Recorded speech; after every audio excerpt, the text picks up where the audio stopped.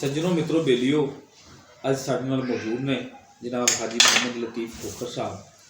तो असी मैं चाहांगा कि साडे नाज़रीन जिहड़े ने वो शायरी तो भी महजूज होण। मेरी तो ख्वाहिश है जी मेरे को जिन्ना मर्जी सुन लो, लेकिन सब तो पहले मैं अपने भाई के बारे च नज़म लिखी है जी बिस्मिल्लाह। तो मुशायरियां च जाइदा है तो अक्सर उत्थे जेह्ड़े कंपेयर होंदे ना स्टेज सैकटरी जी जी जी वो फरमाते हैं जी इकबाल राहत सानू एक तोहफा दे के गए ने। अच्छा माशाल्लाह।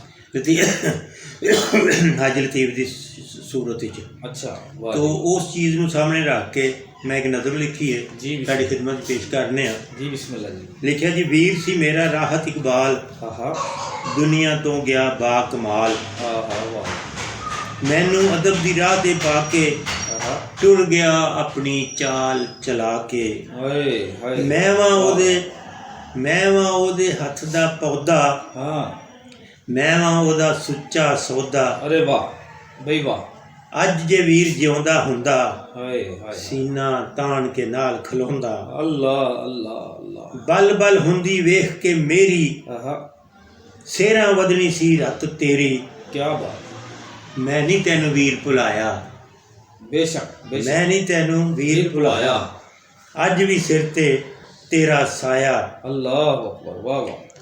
ए जो तेरे यार प्यारे हाय वो हाय मेरे लिए इकबाल ने सारे अल्लाह अकबर अल्लाह। ए जो तेरे यार प्यारे बहुत वधिया मेरे बहुत लिए वधिया, इकबाल ने सारे वाह वाह लतीफ लखां चो एक इकबाल हाय वीर सी मेरा राहत इकबाल। अल्लाह अकबर अल्लाह अकबर।